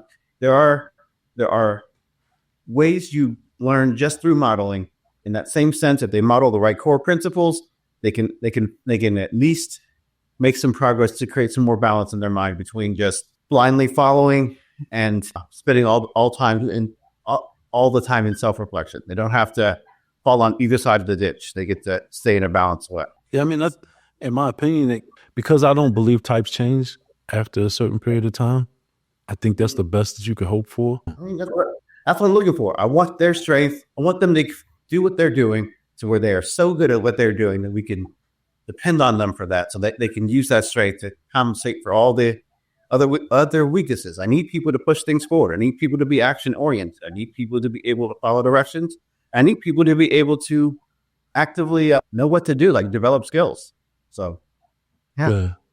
To that point, I just wanted to hit one small thing to wrap up, not necessarily wrap up the objective talk thing, but I wanted to spin to kind of to the current events on the end of this, right? Because I just think that this part is this is another star part, and this is young, but I'll put this in my book too. And this is his quote. It says, "We must not forget, although the extrovert is too prone to do so, that perception and cognition are not purely objective, but are also subjectively conditioned. The world exists not merely in itself, but also as it appears to me. Indeed, at bottom, we have absolutely no criterion that could help us form a judgment of a world which was not assimilable by the subject. If we were to ignore the subjective factor, it would be a complete denial of the great doubt as to the possibility of absolute cognition. Oh, and this would mean a relapse into the stale and hollow positivism that marred the turn of the century, an attitude of intellectual arrogance accompanied by crudeness of feeling, a violation of life as stupid as it is presumptuous. By overvaluing our capacity for objective cognition, we repress the importance of the subjective factor, which simply means the denial of the subject. But what is the subject? The subject is man himself. We are the subject. Only a sick mind could forget that cognition must have a subject and that there is no knowledge whatever and therefore no world at all unless I know has been said. Though with this statement, one has already expressed the subjective limitation of all knowledge. There we go. That's a mic drop for me, that piece from him. I like that. Everybody's got a bias, everybody's got a filter, and then we all got limitations. We only know so much. And that's okay. Right. But I think what people have to understand is that it starts somewhere. It starts in you. So don't want to be a mystic. You don't orchestrate reality. You can manipulate it. You can observe it and challenge it and do things with it, but you don't make it. You don't make the natural resources out there. But all understanding of those things, all the understanding that you know of, started with you. And so you have total control of that part. That's the part you have. And responsibility then. I think that's the key thing. If you have authority over it, you have responsibility for it, and now you get to have agency. Yeah. You have to accept that, and that's something that people don't like to accept. But that's their choice. That was their agency. But yes, you're right. They don't like it. I guess it's not fun. I have to do things. You do. You have to do things. You also get to do things. But yes, your perspective is yours. You have to do things. Absolutely, man. Right. So I don't know if you have anything to add on that, because I was going to spin that into the current. Okay. Because you were just mentioning like active minded and getting stuff done, I think, in the last, before we got into that piece. And so got a new president. He's 47 than that. Right. And he's pretty busy the day that he got in there. A few things, couple of executive orders. But this to me is, I guess, the thing that pops out to me about it, because what is he? He pardoned all of the January 6 people, which people are upset about. I just can't. Upset about. I'm like, we really need to weigh some of this. We were very excited about the January 6 people, but no one died. Let's all take a step back and start. Hey, I don't like what you. Only they died. Only the one woman on theirs died that day. Okay, fair enough. They did not murder any senators or congressmen. So I'm like, I mean, we can say a lot of things we don't like about things, but we ought to take a step back and just say, well, I don't like this. It doesn't mean these people need to be actively persecuted, prosecuted. I think you got it right the first time. They were persecuted. They were. That happened. Well, no, that happened. We watched it. It's like, and the one of the worst things to me about it is that people are so inaccurate, especially like even with the news. People say things in such a way that people have this idea like, yeah, police officers were assaulted and killed. No police officers died this day. And when they died, it was from suicide. Like, I know at least one was from suicide, and that's not killing a person. Like, so you create a backlash. When you start lying about stuff and saying we need to do things, we have to send these people to jail for long periods of time because they broke into a building that their tax dollars paid for. Like, these are political crimes. What really happened? Like if it was like and it's not even like I'm not trying to beg. If it was a year, but if people go into jail for years behind that, like I don't understand it. I can't grasp the way people talk about the whole January 6th thing. They try to make it like this was some real political coup, like they were getting ready to just take senators and people out on. And maybe the argument is once you get these people riled up, you don't know what they might do. They may come in there and come out with bodies and heads and stuff, but none of that actually happened, though. None of that actually happened. And I hear you. It is a crime to randomly jump into this building and to face federal property. It's a crime to do a lot of the things they did. I went, okay, fair, great. But just to, like, we all knew that the Democrats were just using this as a lot of political fodder to say, like, democracy is under attack. We're dying. I'm like, most people didn't even know this happened until you mentioned it. It's no actual threat. Like, I get it. Like, we can consider this a threatening action or even a general assault happened, but no battery happened. No actual physical violence was done to any human being that was making decisions about our country. So we can feel free to call a crime a crime. But you know, some things from this were overblown to the point where, like, I'm happy some of these people got pardoned. I'm like, I need to rot in jail the rest of their lives. There's no reason for our tax dollars to pay for that. That's crazy. No, and it was an injustice, right? And a lot of people are victims of injustice. And yes, they weren't the only ones in the world who'd ever had this. Right. It won't be the last, but still, it's a sad thing for be promoted as this is what has to happen. We have to do it. We have to show that what they did was wrong, and therefore we have to come down this hard. I'm like, I don't know if this is helping. I don't think this is making the people who you're afraid of any more compliant. I think we're actively encouraging people to do this next time. Maybe we don't do that this way. Like, fear is the only motivator. I'm like, I don't think that's how that works. Man, this is some of the dumbest stuff. Like, I was listening to, I don't know, some story about the pardons, and there was some responses from some of the, I guess, senators, Congress. And one of the person was like, well, you know, I've just put up a bill that says that wants to increase the penalties on murdering a police officer and the assaults of officers. So you know how I feel about this. I didn't see it. I wasn't watching it, so I assumed that this was a Democrat. But like you said, it's like, for me, so what? All right, I get more years on the murder. Like, what is this really doing? What is the logic behind this? First of all, I can't say that it was the senator or the congresspersons. Were they purposefully trying to introduce the idea of murder in the question, or did they did the journalist or reporter take a snippet that when they were talking about, you know, increasing the penalties for murder of a law enforcement officer and just tying into that? But my whole point is that if you introduce murder into this, knowing that you're just talking about the January 6th, this has nothing to do with it. No officer was murdered. That's not how it worked. And then on the second part of it, like you always say, it's like, let's increase the penalties for X, Y. What is this? Show me the examples of someone having not enough penalties for murdering a police officer. Show me where you didn't get enough years to make a difference in society in some case where somebody's convicted of murdering a police officer. Where's the need for more years in a sentence for police officer murders? It sounds like BS to me. It sounds like you're pretending to do work and you want to keep getting paid.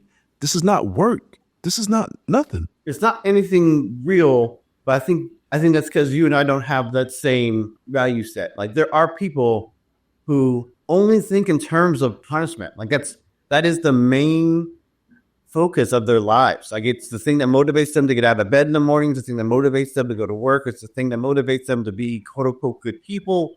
Like, their focus is on punishment. And so because they think in those terms all the time, they live in that world, like, that is their main motivator. And so when they see something they don't like, they're like, well, clearly other people don't understand that this punishment is bad. I need to make the punishment worse so they can see it like I see it. Like, we're going to need you to calm down now. The projection is showing. And while it's funny, you have evidence to see how we've had this conversation before. We've increased these penalties before. The crime rate is the same and or worse. The crimes are worse. We actively have not fixed this. If you were open to data, you could use this data to make a conclusion that would give you a much better idea that if you don't like what you have, that you have built a sucky system. It time for you to build a better system. You don't like your outcomes, then stop making the outcomes happen. Put actual safeguards in place. Make a real incentive and make a real punishment, and then have a real enforcement. Like, clearly, your system is functioning poorly. Do better. And they're like, you know what I'm going to do? I'm going to make my system much worse, take all the resources, and just punish anyone who tries to work on it. I'm like, well, you can, but I can't promise the function is going to improve. I don't know, man. You're giving them a lot of credit because It's probably true. I try to assume the best. I'm like, maybe they are trying. Maybe they do know what they're doing. But that's not, I have no evidence for that either. I mean, it's such a ridiculous thing to me. It's just like when people just change the names of things and, think the reality is going to change just because it can assist, like names are good. But you can't pretend the cake is different because we put new icing on it. Yeah, it can assist, man. It can assist. And the thing that's weird about a name is it doesn't illuminate. So like words are supposed to help you understand a thing better. And if it doesn't do that, then a name change was a waste of time. It didn't. It's just odd to me that people seem to have. It's almost like they're having an epiphany, and it's like, oh, that was your thought. This is what you came up with.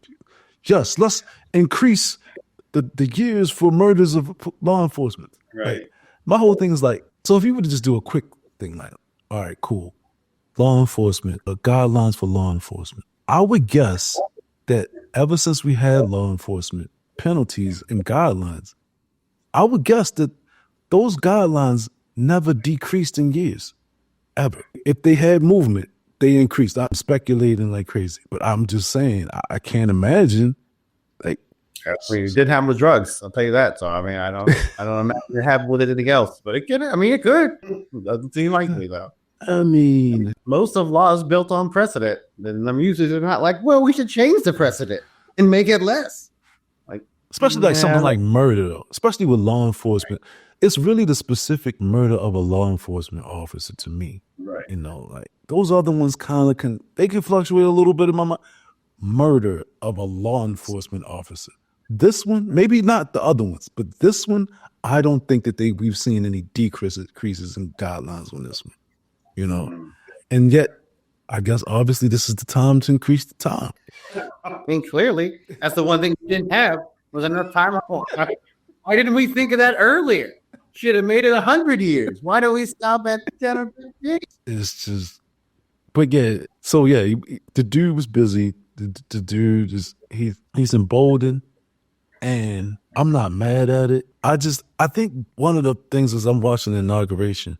It's the Democrats still doing this I'm not going to stand and clap for you thing.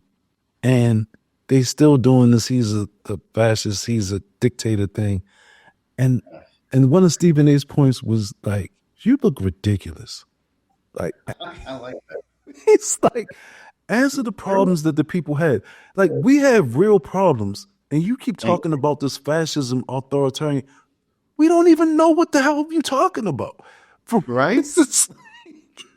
That is not what we care about. They're like, he's not a very moral person. He's not very nice. He doesn't subscribe to our ideals. I'm like, that's not relevant to the majority of people. That's relevant to you. These are things you care about. Focus on your constituents. Just try. Just a little bit. You've had over, 12 years now of feedback? We don't care. We don't care about what you care about. I get it. You think he's bad. You think he's ugly. You think he's mean. You think he doesn't do things the way you like. You think that. You have made that clear. But we aren't voting for you just because you don't like him. Right. But they have not learned yet. They still have not grasped it. But that requires them to actually get out of their own FI. They would have to literally pay attention to something anyone else has said. But here's the thing, though. They still have a big group of people who still buy that stuff. Right. And they can go to, but that's, to me, it's like non-objective in a sense. Their group is more on the non-objective. Like, use your objective mind. Like, You can at least see that people have issues. Right. Can you speak to those issues at all? Yeah. Try. Just look at the majority of people, poll them, and find out what the majority of issues are, and come up with an actual solution for the majority of issues instead of saying, this one marginalized group over here feels bad sometimes. Like, oh, all right, I believe you.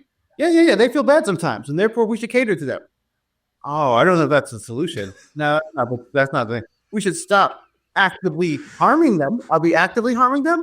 Well, no. We're just sometimes we don't remember them, and we don't do care things about their feelings. Oh, well, that's not solving my problem though. Like you see, they have a problem. I have a problem. And we still have the problem after we solve everybody's feelings. After we give them hugs, we still can't eat.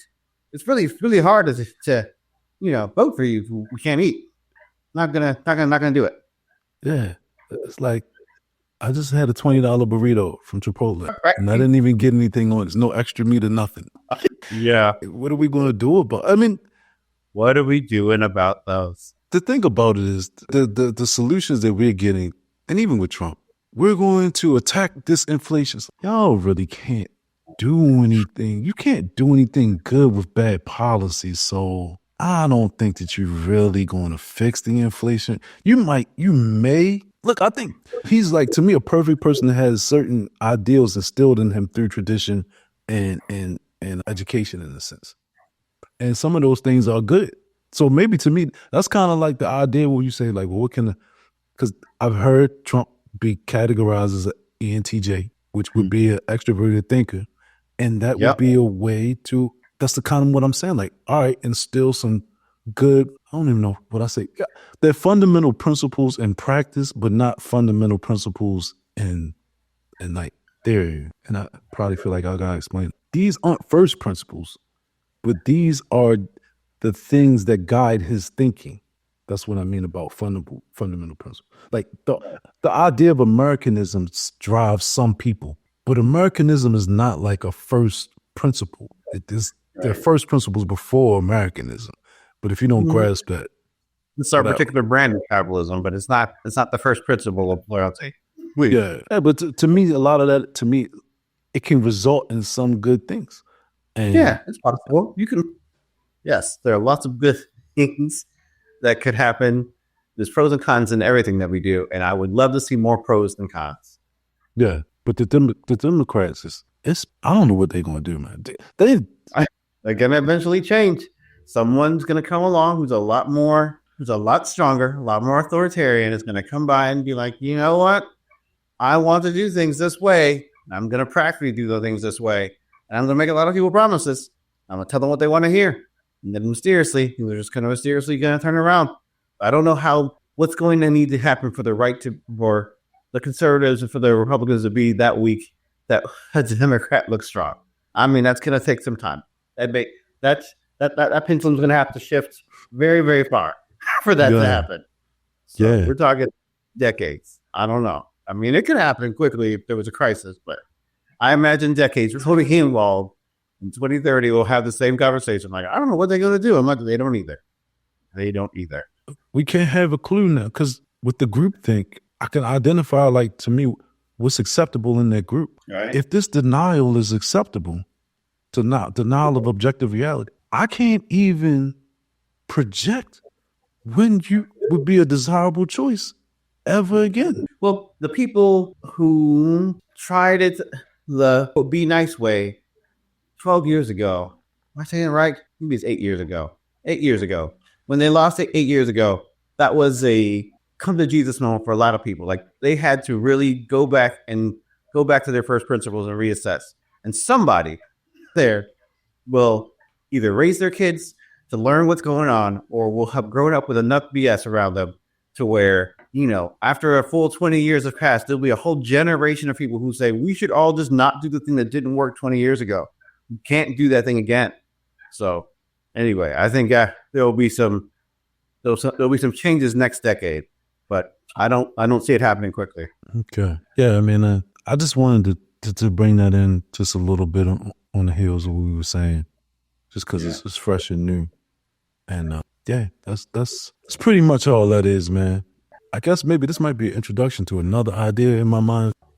I'll give you a piece of what I was watching this video from Ayn Rand UK, and they were talking about something on the Daily Wire. Some girl stepped in for another girl, or it was some big thing on the Daily Wire. I don't even understand what they were talking about because I don't really watch the Daily Wire. But it was like young kids or something in conservatism and not really having any real points.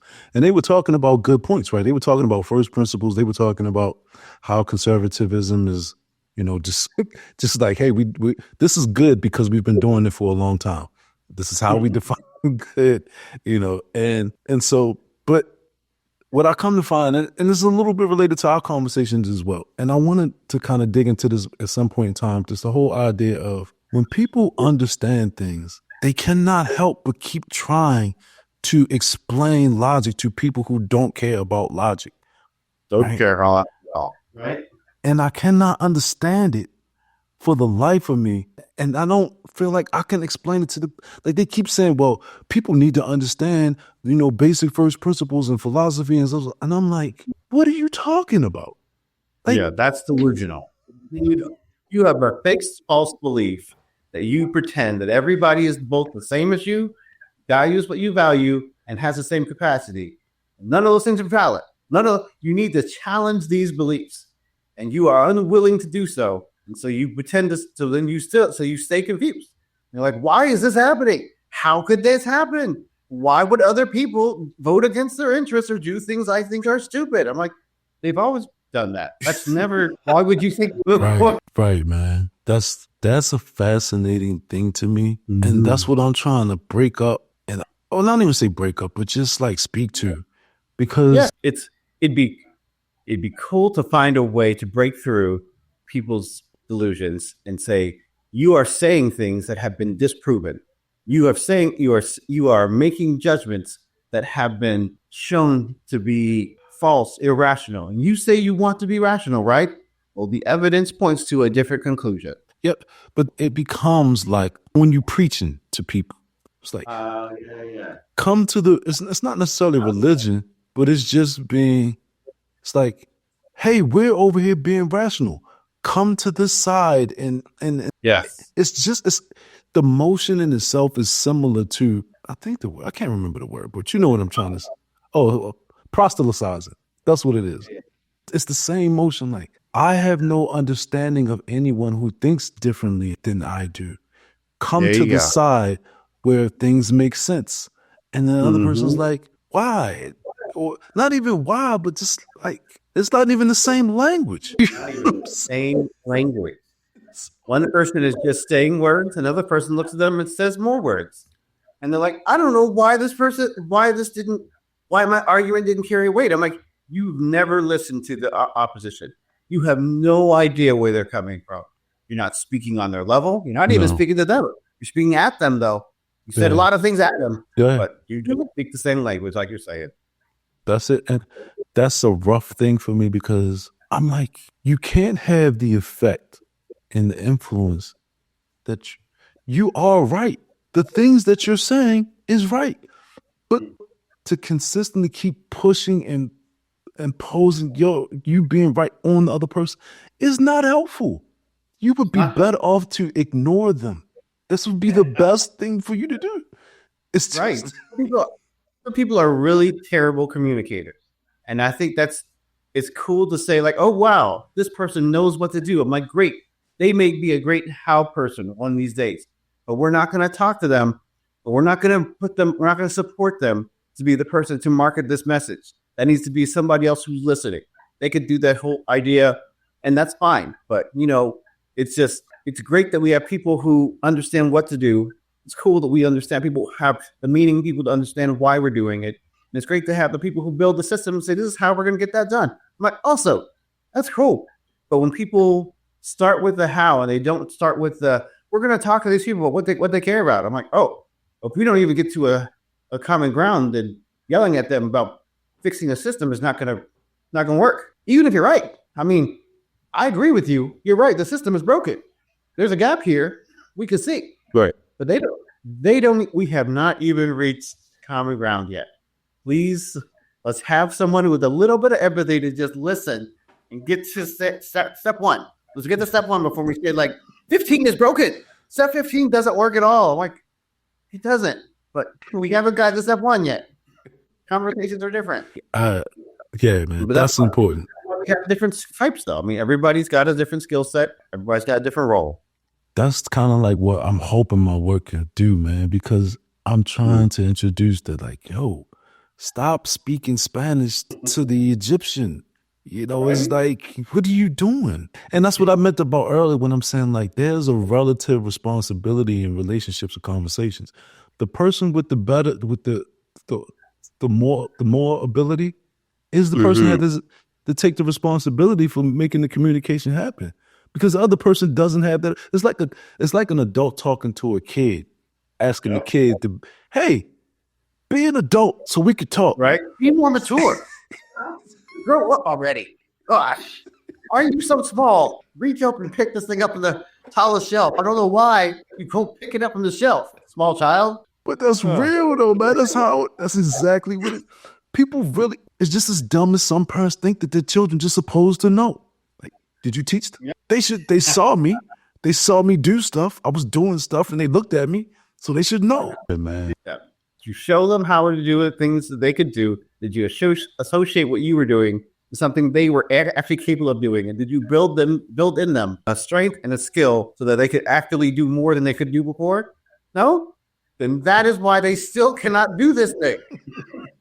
Did not teach them. They're not mysteriously, magically better. Right, man. That needs some light to be shed on it. That's what I think. That's what's next time. All right, man. I think I'm out of here. Get some rest. See Take you it next easy, time. man. All right, peace.